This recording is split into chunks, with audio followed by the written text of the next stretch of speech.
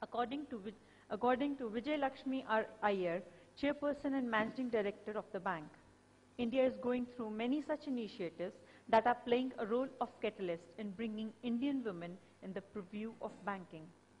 This session will discuss all such issues. I will request Ms. Meera Sanyal to please take over the session as a coordinator. Thank you, Seema. And ladies and gentlemen, this is, typically regarded as a shift where everyone after a, nice lunch falls asleep. But I am absolutely confident you're going to be so engrossed with the presentations and the speakers this afternoon that that's not going to happen. So without further ado, let me invite Madan to come on stage. He is, he's a serial entrepreneur, and currently he has started up a company called Head Held High. And listening to him over lunch, I can certainly tell you, my head started being held high because he's doing such a wonderful job. Madan, please, go ahead. Good afternoon, and it's really an honor to be here. Let me just get my brief presentation up.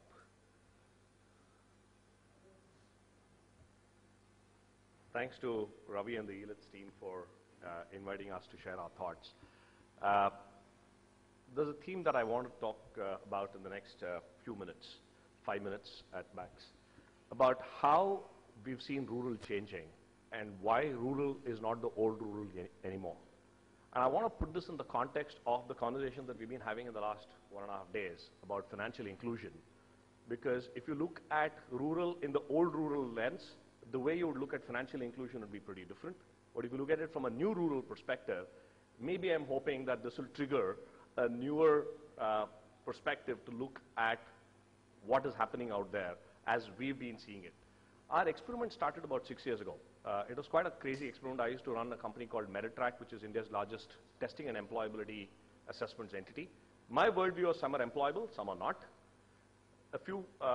2007, we did a crazy experiment at the extreme of unemployability. So one of the hypotheses that we tested was, what if we took one of the most unemployable persons on the face of this earth, and is it possible to make him employable for the knowledge services economy? Right? So the person that I defined is a person called Ramesh. Ramesh has never been to school, never held a pencil in his life, says he's 19 years of age, has no birth certificate, cannot read, write in his local language as well.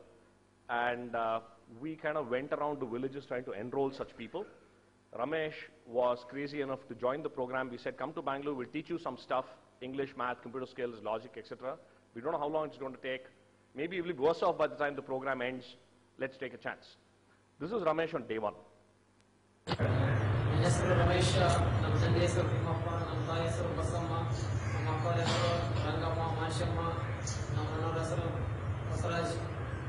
So you get the point. He's not even able to string a sentence in his local language. 12 siblings. Total income of the family is 3,000 rupees a month. They live off land which is unarable, about 2 acres of land. Ramesh spent 16 hours a day, 7 days a week, learning English, math, computer skills, logic, and being ready to be a knowledge professional. And what I saw at the end of 7 months stunned me, changed my life. So much so that I decided that what we are doing in Meritrack probably was not the right lens to look at. There is immense talent in people. Let me just show you Ramesh at the end of 7 months. I'm Ramesh from Raichur. When I was in my village, I did not know how to write even my name in Kannada. In my village, I always wore dhoti. I never traveled on the bus. I did not know what's the time and what's the watch. I knew only 2 things: go to farm or sunrise, came back home or sunset. I had never visited a city. I did not know about city life. When I first came to Bangalore, I could not speak to anyone. And I also scared to touch a computer. When I started to learn in English, I was so scared because I did not know how to write ABCD. After these 7 months, I can type minimum at 40 words per minute. A month ago, I went to my village for my brother's wedding. My mother told me, please sir, come and have a seat. She did not recognize me. She asked, who are you? I told her, I am Ramesh, your son. As she didn't believe. Then I showed my ID card on which earlier photo was there. She looked at the photo for a while and hugged. And after every moment she cried with the tears bliss of happiness. I never can forget that experience. Thank you. This still gives me goosebumps because it shows the potential that exists. Imagine 700 million Indians living in rural India, 400 million, 350 million youth. If we can tap the potential that exists, then all the other systemic issues that come along with it can be solved, right? So, which is where got us thinking. This was 6 years ago. We've subsequently trained 1,000 people like Ramesh in Karnataka and Andhra Pradesh, and we're now getting into Maharashtra, Madhya Pradesh, so on and so forth. Four things come which tell us that there is a new rural that's emerging out there. One is that there is raw talent hungry for opportunities. We've seen more and more people like Ramesh come, spend 6 months, transform themselves. Interestingly, Ramesh, after the 8th month, started doing insurance claims processing from a place called Koppal for HDFC Standard Life. We ran the process for several years, and we continue to run a rural BPO run by such people. So essentially, we proved that sky's the limit in a way, and all of our trainees who are coming out from programs are reiterating that fact. So there is raw talent. All of these kids have global aspirations. We actually did an aspiration survey in Gadag, which is a Tier 4 town. And if I show you the results of the survey and say, guess where these students or youth may be, you would probably be tempted to say they're in Gurgaon or Bombay, right? Their aspirations are no different from what our metro youth have, right or wrong, right? Third is there's an indomitable entrepreneurial spirit, cowed down by a lot of risks, far more. In fact, I'm on the board of TiE Bangalore, and whenever any wannabe entrepreneur comes and says, what about the risk? I say, just go into any of the villages, talk to some of the people out there who are self-employed, and come back and let's talk about risk, right? It never fails to work, right? So one of the thought is that if you can bring the entrepreneurial spirit up front and reduce the risks involved, both financial and otherwise, then there is a throbbing powerhouse that is lying out there. And the last part, which you all know, I mean, in a country where we are likely to have more mobile phones than people, rural penetration of technology and access to technology is immense. Almost everybody accesses, in fact, they access more data on mobile phones than probably you and I do, because that sometimes is their only source of information. So if you put these four things together, you put talent, you put entrepreneurial spirit, you put aspirations, and you put information access, you can't call them rural anymore, because there's a certain negative perception. Therefore, we started calling them Rubens, right? So the Rubens are the new breed of rural youth who come together with these four things. In fact, we've coined a term called Rubenomics as a new model of rural development.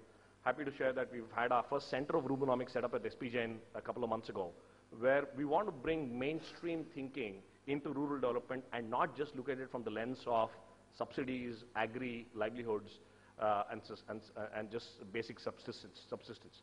Not that these are not important, but there's a rural model that exists far beyond that. Now, if I were to view this conversation that we're having from this perspective and say, how do you look at a Ruben? From a financial inclusion perspective, you can look at it as talent that's available in the rural areas. You can look at it as consumers who are there with global aspirations. You can look at them as entrepreneurs who want to get into the picture, not just as another self-employed person, but as an entrepreneur. Then we are talking of a large resource pool. We are talking of a large market. And there is a way that we can do good, feel good, and make good money if you marry the social, nationalistic, and the business objectives. I just want to leave, I know, with Seva here from a women empowerment perspective. We just put a small 2-minute video together on specifically, one of the focuses is to get at least 25% of our batches to be women, which is a challenge because it's a residential program for 6 months, and we don't do it any other way. I'll just leave you with this, with a small video that we have. Let's go to sections.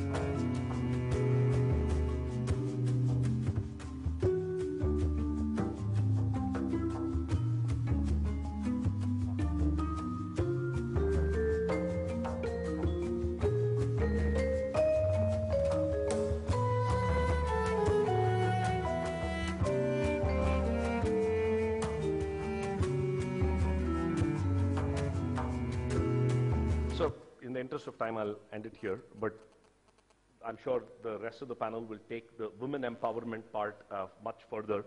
But I just want to leave with the message saying that there is a resurgent India, like how there was a green revolution, a white revolution. I believe we're at the cusp of a Ruben revolution.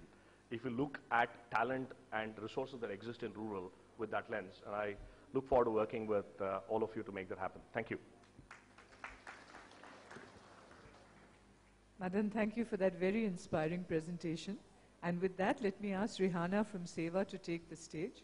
All of us know SEWA, and it's been something that I think has inspired each and every person in this country who is concerned about either financial inclusion or women's empowerment, or actually both. Thank you, Rihanna. Go ahead.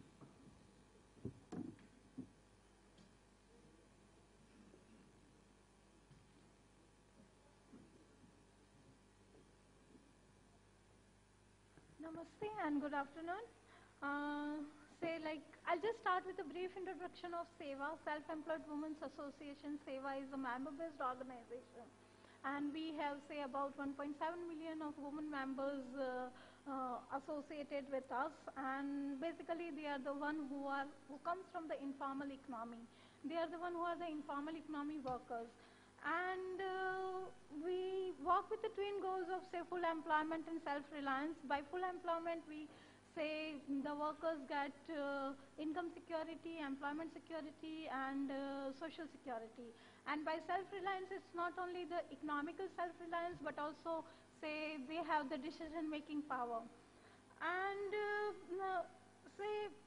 these are the members who contribute a lot to the national growth, and they are the ones who are poor, but then if we want to have, our country out of poverty and the contribution of this informal economy workers to be counted, then availing microfinance and applying into the micro enterprises is also one of, the major things which would help our nation bring out of poverty.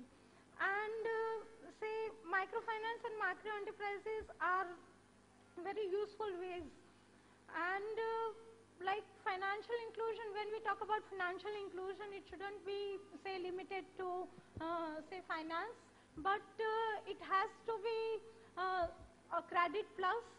By credit plus at SEWA, what our experiences says that it has to be, along with the credit, it has to come with, technology, rural, research and development, product development, and, technical as well as managerial capacity building also has to be, market linkages. All these things has to be, all together. And, we at SEWA call that livelihood finance. And, I'll just give an example of, the salt workers in the Surendranagar district. They are the one on a yearly basis, whenever the salt is, 80% of the salt is, produced in the district of Surendranagar. And they are the one who need seasonal credit. And they are dependent upon, the private money lenders. And at the same time, the market linkages are also being done by, these traders are the one who, buy the salt from these salt workers. And if we just give the credit to them, then again they'll have to depend upon these traders to get their market, that produce is marketed. So this is how, when we talk about, in financial inclusion, it should be, credit plus, because unless and until we link them with the market, direct market opportunities, they won't be able to avail the credit which we are talking about. So,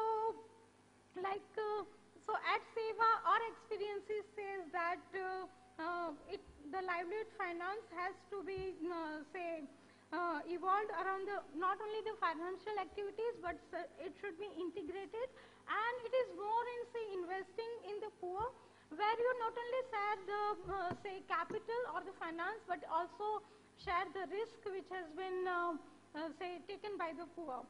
And thus it calls for, involving rather than just intervening. And it is a coordinated efforts and say approach which is needed.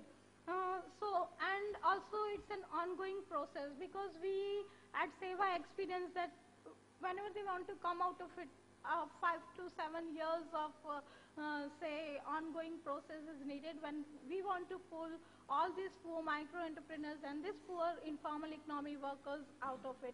And then in the process, say this has to be, the linkages also needs to be institutionalized, because as an individual they may not be able to stand firm in the markets, but then when all these get organized and when it gets institutionalized, then only it will show the results.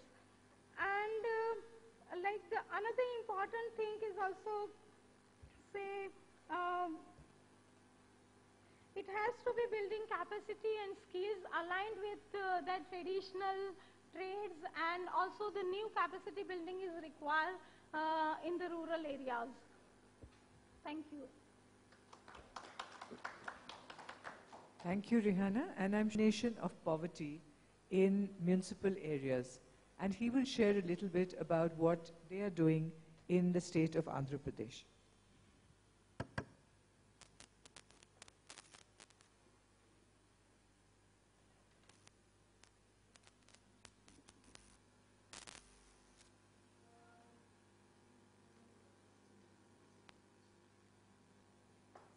The post-lunch session, in the very inaugural, you heard Mr. Madan telling about his organization, and now I speak of the so many women now who are already holding their heads high. Scores and thousands of women in Andhra Pradesh today, they hold their heads high, and our organization, which I represent, MEPMA, in short, which is the full form is Mission for Elimination of Poverty in Municipal Areas. This is an exclusive government agency, started in the year 2007. It started functioning from 2007 for the upliftment of the rural poor, and especially in the SHG movement. Our area of this organization, our governing body is headed by none other than the Chief Minister of the state, and the executive committee is which meets once in 3 months, is headed by the Principal Secretary, and my organization is headed by a mission director of the IAS cadre, supported by various field level functionaries, both at the state, district, and at the town level. In Andhra Pradesh, we have in total about 182, we call them as ULBs, the urban local bodies, starting from the municipal, the headquarters, and the erstwhile Nagara Panchayats, which have been now transferred as erstwhile Gram Panchayats, which are now standard as Nagara Panchayats. We have about 182 organizations, local bodies, so throughout the state. And these UCDN structure, the network starts from the basic rural groups. We have I am now speaking exclusively about the urban groups. Of course, we have about 30 lakh plus rural groups. I am now speaking of only the urban self-help groups of exclusive of women enterprises. We have about 3.1 lakh SHGs in Andhra Pradesh, and in fact, we visited the SEWA SEWA organization also from our side, and these SHGs, they federate into state level federations.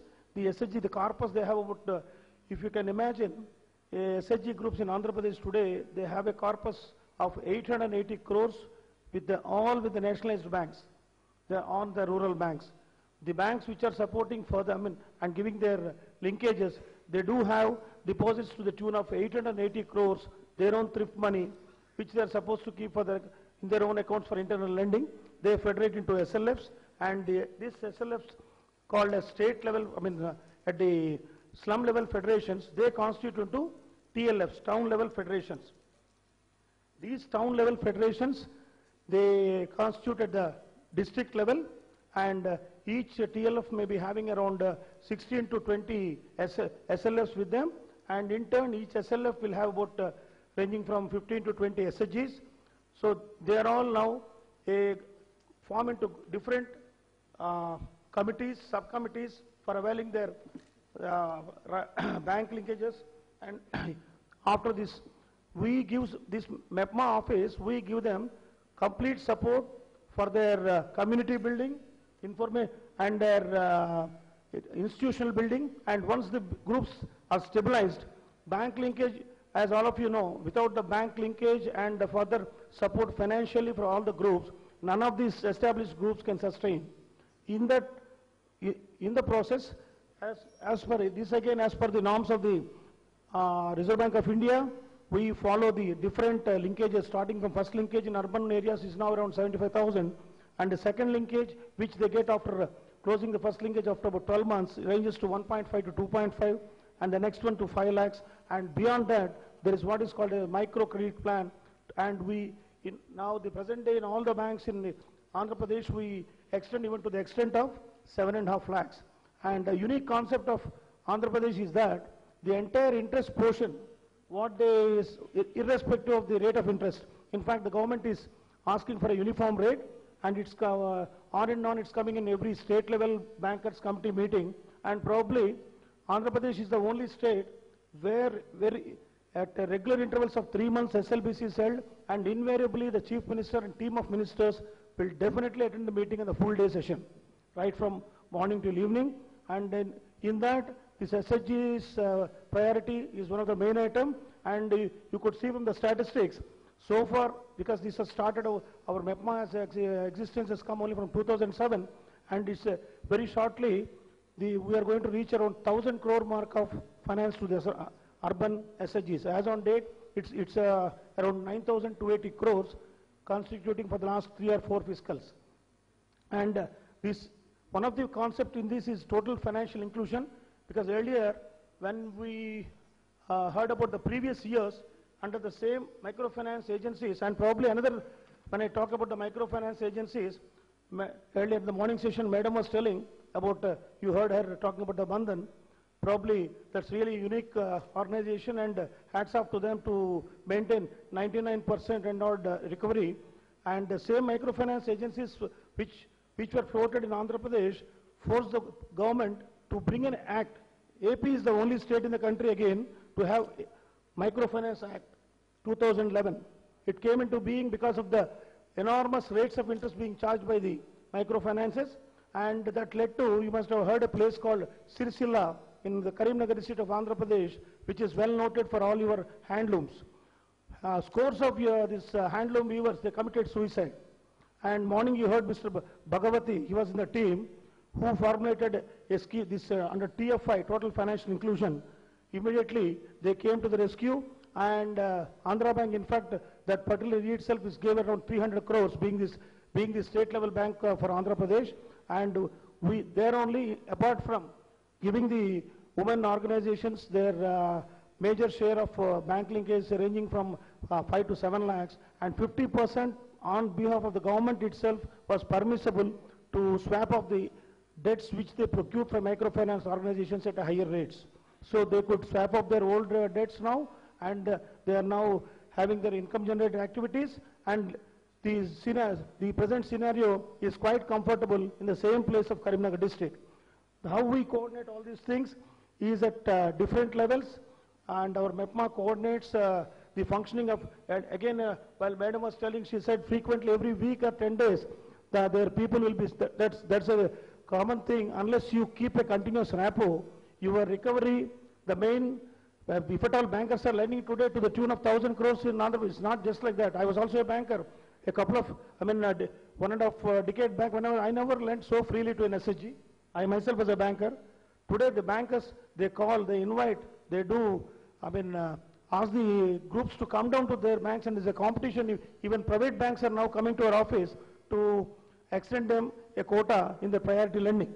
So that is only because of the improved recovery percentage. And that recovery is not just possible by lending and forgetting. We have different meetings at the TLBC level. This I already told you about the TLF, the town level president. That is the core person in the community. She sits with the municipal commissioner, she sits with the district collector, and any problems encountering in their lending or recovery are put forward in the meeting, and anything unresolved in the DCC meeting will come to the state level meeting, and we coordinate there at SLBC, and try to find a solution. Likewise, this has come to the improved recovery performance, thereby further linkages. And this, now under the universal financial inclusion, under NULM, now the concept, most of you will be already should have known through press, the erstwhile SJS survey has come to an end from up to as on September, and government, the central cabinet has already approved NULM, National Urban Livelihood Machine, under which these all the cities with 1 lakh population and more are required to follow these guidelines, and these financial literacy centers are to be opened, and no frill accounts we heard quite a number of times, and affordable insurances. For all these things we are facilitating. And that's a simple case study on the screen now, which we have conducted among some of the best groups performing. You could see that is not an exaggerated figure, it's an exact figure of 100% recovery. That's only one group to show to you. For an example, we have conducted a study of 100 groups, out of which the performance is of more than 90 groups is this. This is only just the illustration to show you, and some of these group performing members are accompanying our Principal Secretary to Barcelona next month 22nd for an international symposium on self-help groups.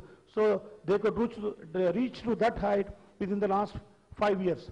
So that's our experience with the present women folk and self-help groups in Andhra Pradesh, and now the NULM, wherever it's being implemented, our state is now we're the pioneer in that, and we're asked to cover other participating states. Right now, today, there is a team of Maharashtra in our Andhra Pradesh. We will be visiting our head office tomorrow, and about a couple of weeks back, I myself, along with our MD, visited Guwahati for the Northeast implementation. Likewise, so in another few more months to come, the AP model of MEPMA is being implemented throughout the country, for which we are grateful. Thank you. Thank you, Mr. Reddy. I think it's probably reassuring for everyone who has been concerned at the collapse of microfinance in Andhra Pradesh to see that there is an alternative model. But I think it would be lovely to hear from Ashoka, who can tell us the other side of it in terms of microfinance. Ashoka, please go ahead. Thank you. Since much has been talked about financial inclusion, so I leave that portion and start from the next step. This is from our experience. We have found that while the first microfinance loan is taken by a woman, in 60–70% cases, it is to do a business along with the husband, or to put it nicely, or maybe the husband takes away the money. That is a very blunt way to talk about it. But then, since the lady takes the money, she feels responsible for it, because she is accountable to make the repayment to the institution. So she starts taking an interest in that business. So this is the first step of empowerment. Now we have seen from our practice, from the records, that in the second cycle, usually she starts thinking of something on her own. And thereafter, the progression starts. It could be anything. It could be a vegetable selling, simple thing. It could be a tailoring, it could be a shipbuilding, and various other things. It could be a tea shops, a very small thing. We have examples where the lady started with small tailoring. Slowly she graduated. She kept somebody else to assist her. Then she became a garment manufacturer. She kept maybe 5–6 persons to assist her. So there is a progression from a simple woman borrower to an entrepreneur. So that is also we have seen. Now, with this, what comes? We have done a little bit of a study here and there, and we found that the woman, the first thing she does is, I think I spoke about it in the morning session, that she is concerned about the children's education. So she starts saving money and utilizing it for the children's education. So this is an indication that she is part of the decision maker in the house. She takes a decision for the children. So this is maybe another manifestation of the empowerment. Then we have seen from the borrowers, among the borrowers we are having, or the people around them, we train them. See how health volunteers come out of it. See, they are slowly told that what are the things they should do, do's and don'ts. They must have healthy, to keep healthy, they must have a good water to drink. All those things are taught to them. Then simple medication so that it doesn't aggravate. Now these volunteers are first trained, then they visit the houses. Now here they take upon the responsibility to tell the other women in that locality, look, these are the things you must do and these are the things you should not do. And so other women actually regard them as a semi-doctors. So they can give simple medicines, or if it's a little complicated case, they take them to the nearby hospitals. Then we have the women from where the teachers we pick up. There's a lot of educational institutions, I should not say institutions, these are very simple structures. The schools are being run. Now these are the women who come and teach the students. They will pick up the students and then we are capable of doing something. So these are innumerable cases that I thought of I must share with you, where in a very, very small scale empowerment takes place. And another thing happens is it will start at a stage that where women are a little helpless and then they start doing it. Then why not start it a little early? So maybe the schools that we are running, there itself we make them aware that these are the things you must do. I must share with you my experience in Bangladesh. There in a school I saw that a number of children so well disciplined, and the teacher is so proud, not only the curriculum part of it, but the singing, dancing, everything being told to them. And these are the girls who ultimately serve the Bangladesh garment industry, you know. So they come to that position. So I hope there is a huge thing that we can do with the simple steps that we take. Thank you so much. Thank you so much, Ashoka. I just want to get a reality check on time. How much more time do we have for this session? Because I think we started it. 7-8 minutes. All right. Then in that case, I will drop my presentation. But it was very briefly some of the stories like Ashoka was talking about. No, then we won't have time for questions and answers. All right. Then I'll just go through it in a few minutes.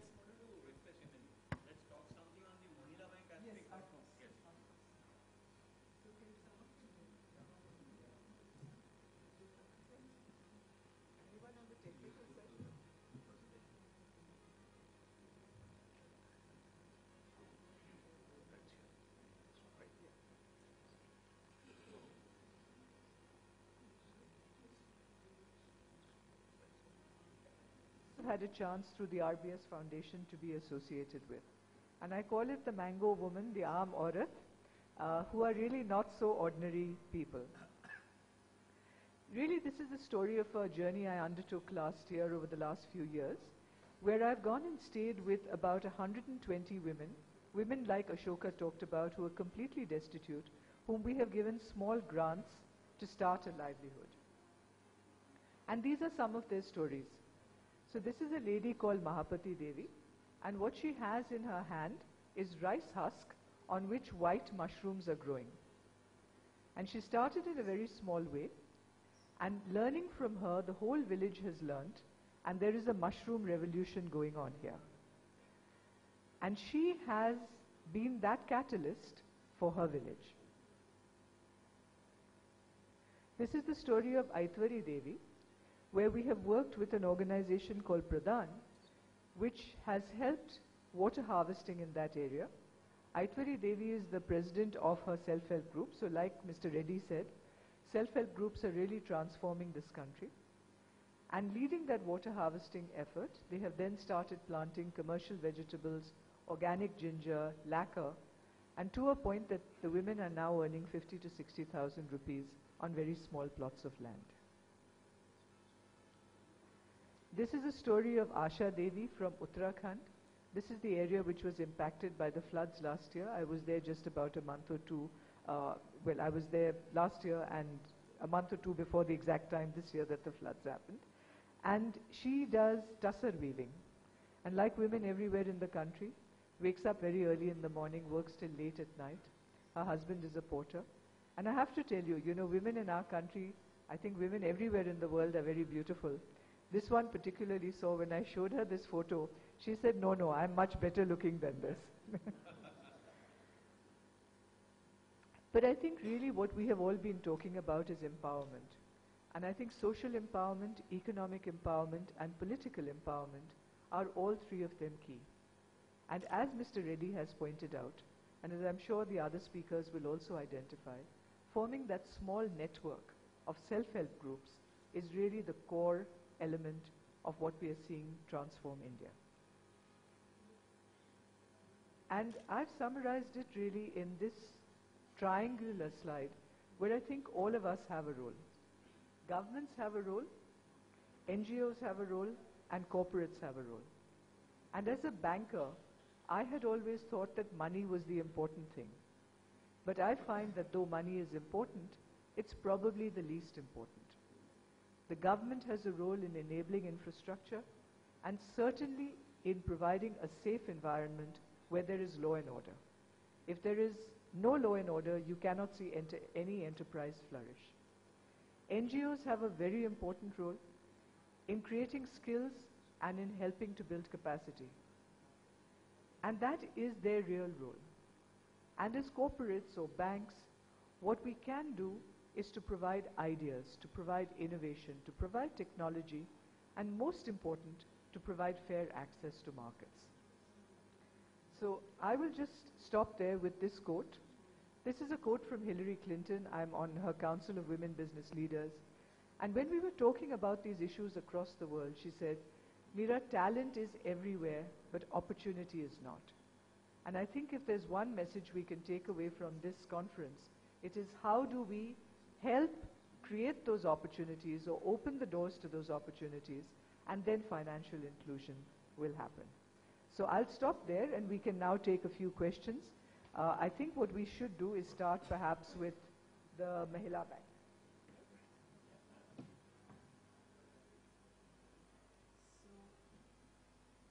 The person who has most experience of a women's bank would be Rehana. Maybe Rehana, you can tell us how the Seva Women's Bank is working.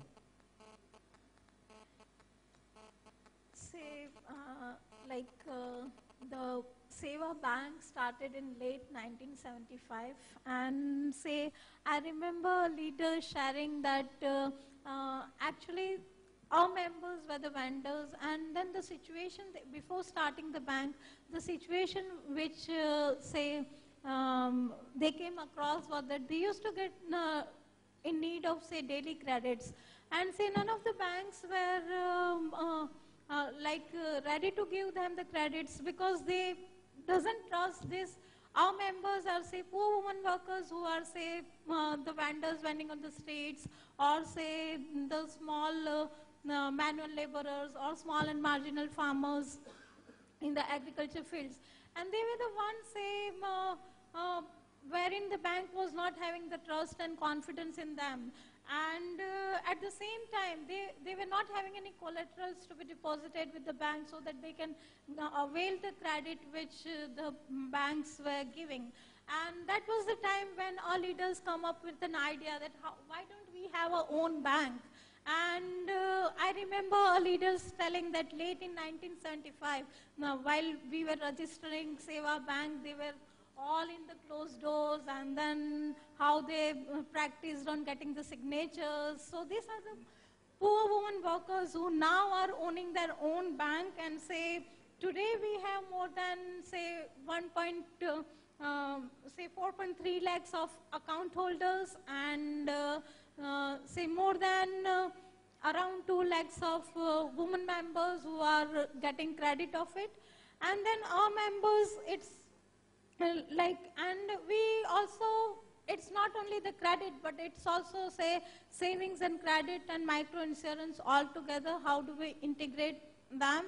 And they are formed into SHGs, and through our federations in the rural areas, Seva Bank is also linking the rural members, and it's not only with the rural banks, but then it's also other Seva Bank itself, but then it's also with the other nationalized banks that now we are linking our members. And again, our efforts are not only providing the credit to these members, but it's the credit plus which we talked earlier. Thank you so much, Rihanna. So there's another perspective, and I think what we should do is get that perspective. Ashoka is not so enthusiastic about a all-women's bank. It all depends that where this women's bank will function. If it is in the areas it's supposed to function as Rihanna was sharing, it's a great job they can do. But if it is centered around the cities and the towns, I have my reservations because lots of nationalized banks had their all-women branches. They were all had to be closed down because of two things. There was infrastructural problems, there were staff problems, but there were not enough of credit customers, clients coming to these branches. With only deposits, you don't survive because you don't get your viability. So this was the view I wanted to share.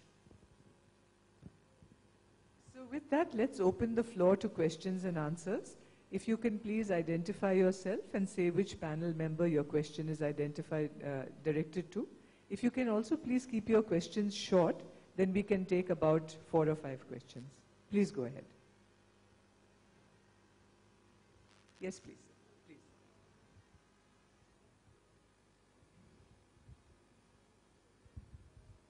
Yeah, hi, this is for Head Held High. My name is Sanjeev Shriya. Typically, how much would it cost to, let's say, retrain or train a person for 6 months? So our programs are all residential, so food, accommodation, all taken care together. 5-month training program, depending on the region, would cost about 20 to 25,000 rupees, all inclusive. And typically the model that we're following is that the student on the ability to pay pays anywhere from 2 to 5,000 rupees, and the rest we organize as loans. And of course, getting loans is a very difficult, tricky part, but they repay the loans from the salaries they earn or the income they generate. So is there a kind of a formal process to enroll, or are you doing it on scale, or is this still? We're starting to do this on scale. So we're now doing it in 6 districts in Karnataka. We just started off in Andhra Pradesh. We're looking at centers. So the target for us in the next 3 years to be in 100 districts and to get to about 100,000 people in the next 5 years. 100,000 a year? In the next 5 years, cumulative of 100,000. 2 million is the target that we have taken with our investors for the next 10 years. Okay, great, thanks. Thanks, Madan. Other questions? Yes, please. My question is also for you. So you mentioned that you also run a rural BPO. Right. So is it the model is only for the way you explained that you charge something and all, or you are doing it for creating the talent pool for your own? Right. So what we realized. Can you identify yourself, please? My name is Deepak Bhatia from Infosys. Yeah.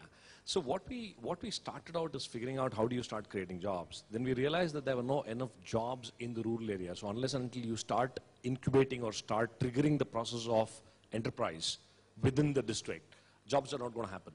So the model that we're working today is we've created something called as a Reuben Hub, focus on 5 areas: healthcare, agriculture, financial inclusion, education and utilities, energy and water under that.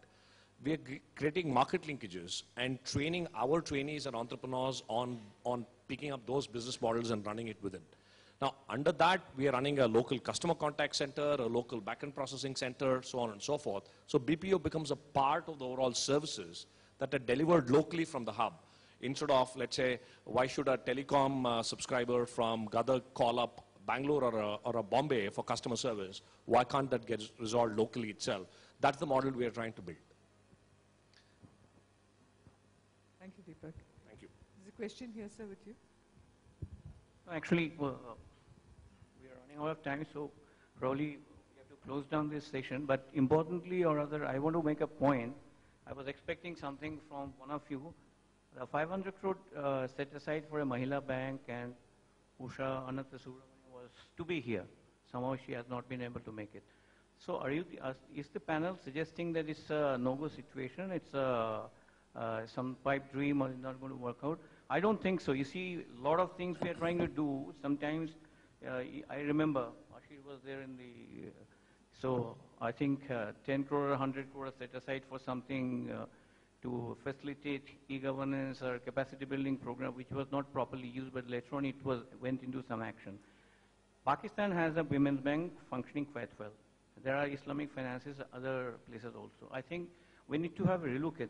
Probably we'll again revisit in some other time. It's not a bad idea if it is, as correctly pointed out, if we refocus it to the desired purpose. That was my submission actually. Madam, I'll just supplement to this. Please. Nothing happened actually. Sir, I would like to just add on this. In fact, for the paucity of time, I couldn't tell that. Already in Andhra Pradesh, there is, the government has started Srinidhi.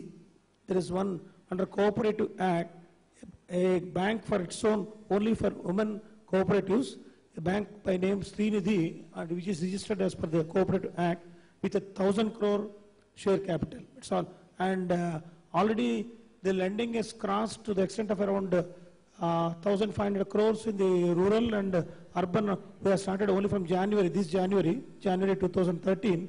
We are targeting around 150 crores and we are already halfway through.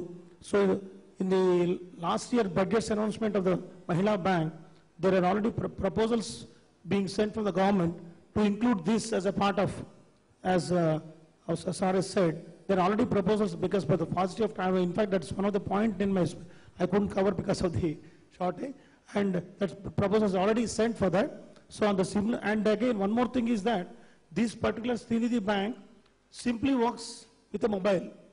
There is no documentation, on hard, this thing, only every woman has to take her mobile out, give an SMS, directly her account is created within 48 hours. And this is over and above the bank loan what she gets from a regular bank. And because this is again to meet the immediate requirement sometimes for in an urgent unhealthy, for the health cause, for the marriage, for an education likewise. And this the member takes a registered mobile with the Srinidhi organization, so that is everything is mechanized, and through that it goes to the head office, and from head office the instruction goes to the participating bank, and the amount will be directly credited to the particular SHG member's account. There's no interventions in between, no checks, no DDs, and the repayment also, when there is a particular account given through her, the federation, what I told you, SLF and TLF, they pay back to the Srinidhi, and the cycle continues. That's it, they're already there. So. Say if you're talking about the Mahila Bank, like at Seva also we have been expanding our branches, and then we are also having, going on to having our branches in the rural areas as well. So one of the branches we are about to open in the rural area, and like others we are in the process of it. And say if you talk about the recovery rate also, we have say almost 99% of the recovery rate, and wherein the account holders are the women themselves. So if I may have the last word on that, I think the jury is really out. There's a lot of people in India who were very skeptical when the finance minister announced it. And I think the truth is that if you have a bank like the Seva Bank, where it is designed for the needs of women and it is designed by women who understand the issues of other women, then you definitely have a successful model. And I'm very much personally in favor of it. But equally, I think the skeptics have a role, because there is tremendous moral hazard in the Indian banking system. In village after village where I went, people said, can you come and open a branch? And initially I was very delighted. I said, oh, they want banking services. Then I started asking, why do you want a branch? Because you can save in your self-help group. So they said, no, it's for a loan. I said, fair enough. Your loan can also come from the self-help group. They said, no. If you take a loan from a bank, you don't have to repay it. And that is something that we have to address. There is absolutely no sense in putting 1,000 crores into a capital of a bank which is going to go bust. After all, we need to talk about sustainable models. And I very strongly feel this is not a country where we need handouts. We do not need charity. As Madan's example shows, our people are very hardworking, very entrepreneurial, very decent, and very, very honest. There's no reason we should convert them into people who are dependent on charity and handouts. So if you're going to do a bank on good principles like Seva, I'm all for it. But if you're going to do one of these other Mickey Mouse things, which we do all the time, then absolutely not. It's better not to do it. That's my view.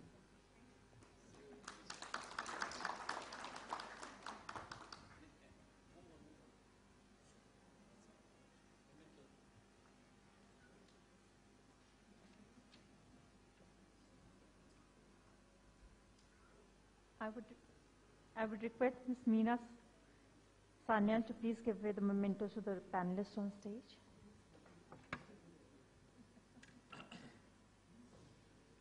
Ms. Ashoka Chatterjee, Head Institutional Finance, Bandhan Financial Services Limited.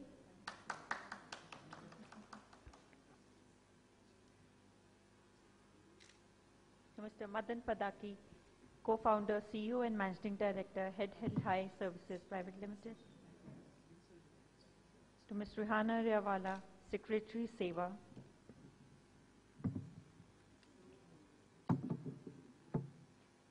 And to Mr. D. Venkata Ramana Reddy, State Mission Coordinator, Mission for Elimination of Poverty in Municipal Areas, Andhra Pradesh. I would request Ms. Ashoka Chatterjee to give the memento to Ms. Meera Sanyal.